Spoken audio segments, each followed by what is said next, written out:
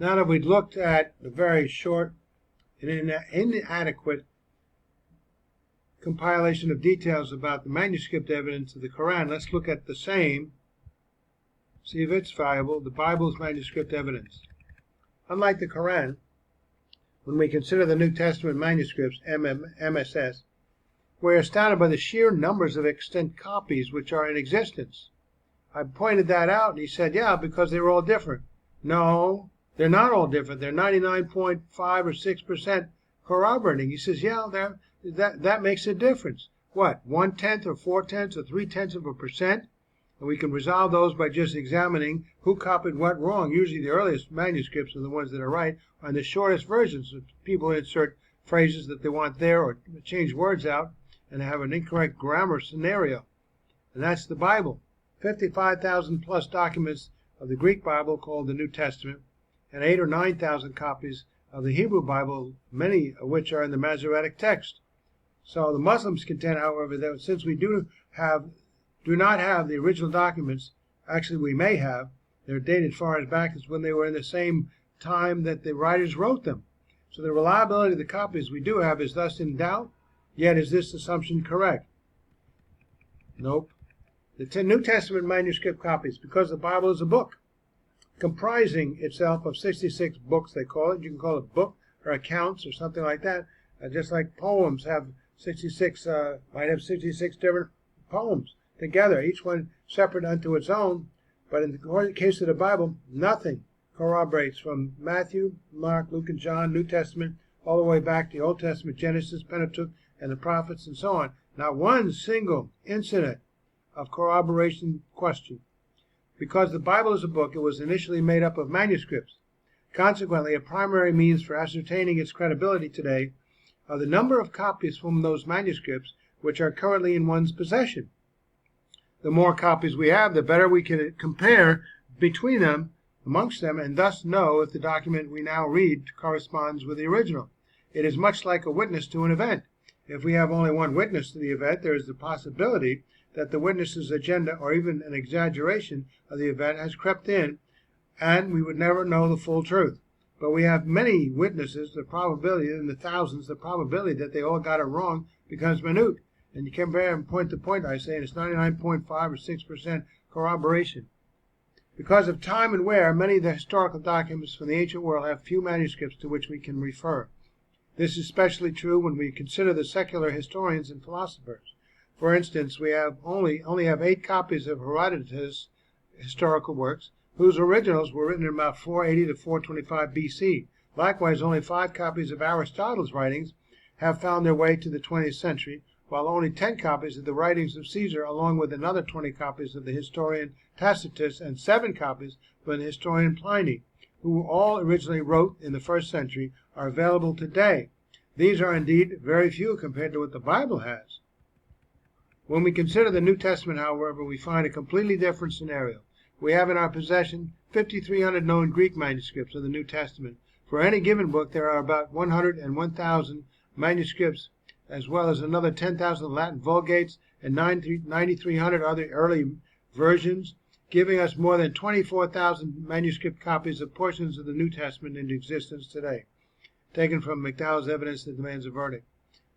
Though we do not have there any originals, so we can tell, we have many copies that are identical to one another.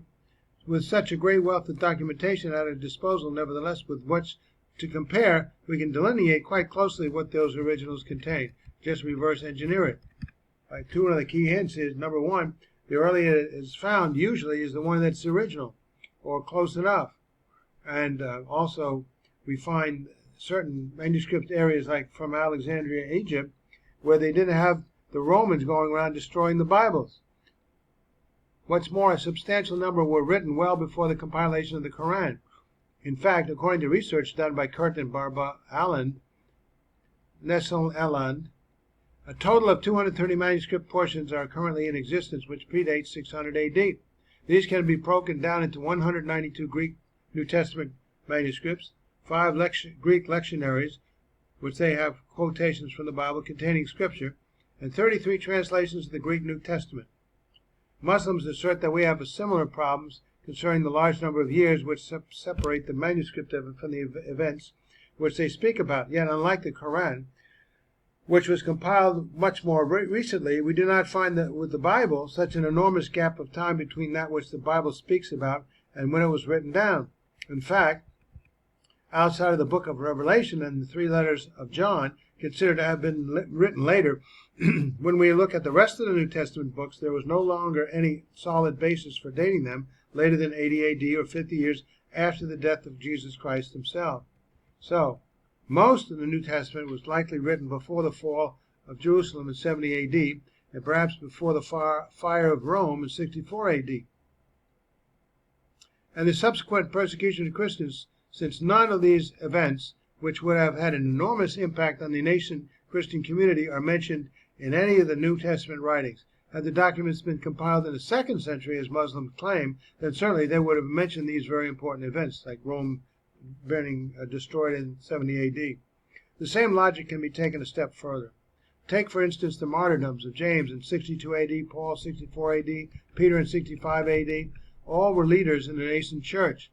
Thus, their deaths were momentous events for the early Christian community. Yet we find none of the deaths referred to in any of the 27 canonized books of the Greek New Testament, and significantly not in Acts, the most comprehensive record we have of the early church. The only explanation can be that they were all written prior to these events, and thus likely before 62 AD, or a mere 30 years after the death of Jesus, of whose life they primarily refer.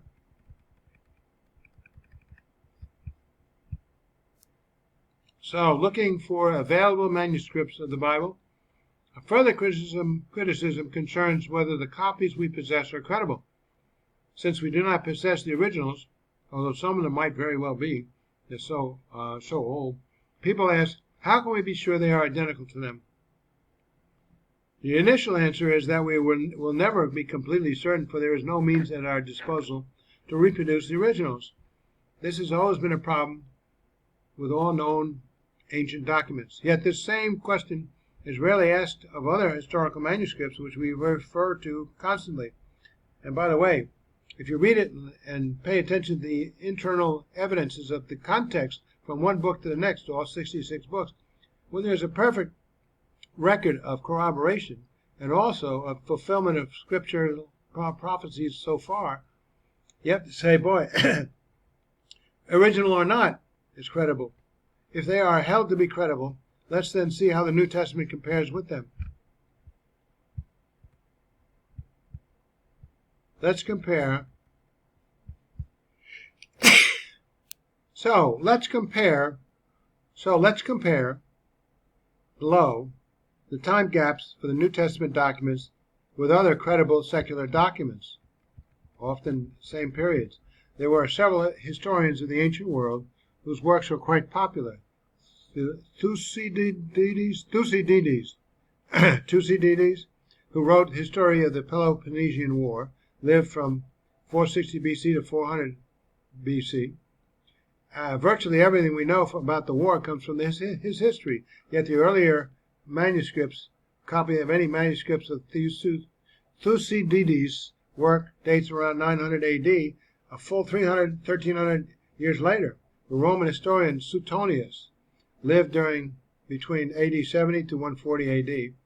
Yet the earliest copy of his book, The 12 Caesars, is dated around 950, or a full 800 years later. The chart below reveals the time gaps of these and other works from the ancient world and compares them with the earliest New Testament manuscripts, far closer together and far more numerous. Here's a chart. You take a look at the chart and see the differences. And we people go by this. This is history. This is accurate. Bible's got something that's even concurrent in the same period of time. You say, no, see, there are some discrepancies. Now we have biblical manuscripts where people write letters to one another or copy portions from Scripture, but we have these manuscript evidences coexistent, 40 years, 60 to 110 years, not 800 years. Codex Vaticanus, and Sinaiticus, Alexandrinus. So the total number of New Testament manuscripts, and we have actually more, 5,300 Greek, 10,000 Latin Vulgates, 9,300 others, 24,000 copies total. Total MSS compiled prior to 600 AD, 230. What one notices almost immediately from the table is that the New Testament manuscript copies which we possess today were compiled very early, a number of them hundreds of years before the earliest copy of a secular manuscript.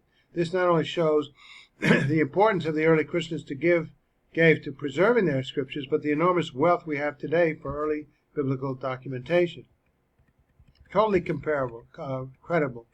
What is even more significant, however, are the differences in time spans between the original manuscripts and the copies of both the biblical and secular manuscripts. It is well known in historical circles that the closer a document can be found to the event it describes, the more credible it is. That's obvious. Then you find no errors and perfect prediction of the future, because some of these were known, like the book of Daniel, way before the event that Daniel predicted, the number of events.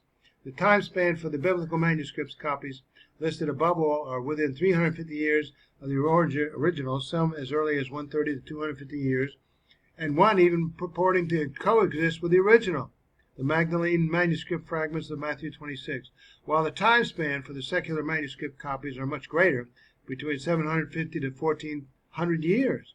This indeed gives enormous authority to the biblical manuscript copies, as no other ancient piece of literature can make such a close time comparison.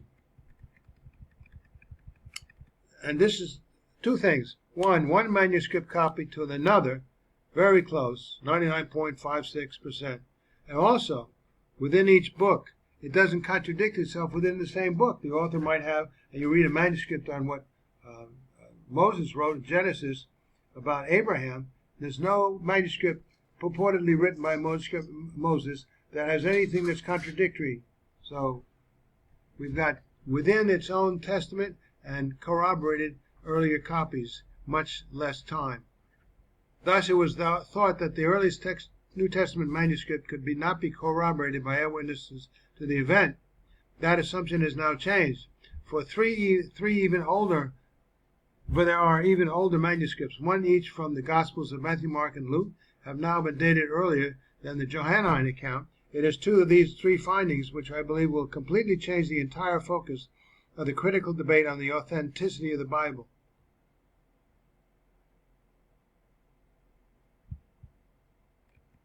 Let me explain. The Lucan papyrus, situated in a library in Paris, has been dated to the late 1st century or early 2nd century, so it predates the John papyrus by 20 to 30 years. But of more importance are the manuscript findings of Mark and Matthew, new research which has now been uncovered by Dr. Carsten Thiede and is published in his newly released book on the subject. The Jesus Papyrus mentions a fragment from the book of Mark found around the Qumran scrolls, fragment 7Q5, showing that it was written sometime before 60 AD. Wow. Before the turn of the century. It is important to remember that Christ died in 33 AD, so this manuscript could have been written at a time, the latest, within 35 years of his death, possibly earlier, and thus during the time that the eyewitnesses to that event were still alive. I say it's even closer than that because we've all looked at this. It looks like Jesus was born about 4 BC according to the census and so on, and so we knock off another few years, so shortly from now, maybe 6, 10, 12 years, the church will be caught up in the rapture, and the Great Tribulation will begin. The most significant find, however, is a manuscript fragment from the book of Matthew, chapter 26, called the Magdalene manuscript, which has been analyzed by Dr. Carsten Thiede. Now, this Jesus papyrus, using a sophisticated analysis of the handwriting, the fragment, by employing a special state-of-the-art microscope, he differentiated between 20 separate micrometer layers of the papyrus, measuring the height and depth of the ink, as well as the angle of the stylus used by the scribe. After this analysis, he was able to compare it with the other papyri from that period, notably manuscripts found at Qumran cave around 58 AD. Another ad Herculaneum prior to 979 AD, a further one from the fortress of Masada, about 73-74 AD, and finally a papyrus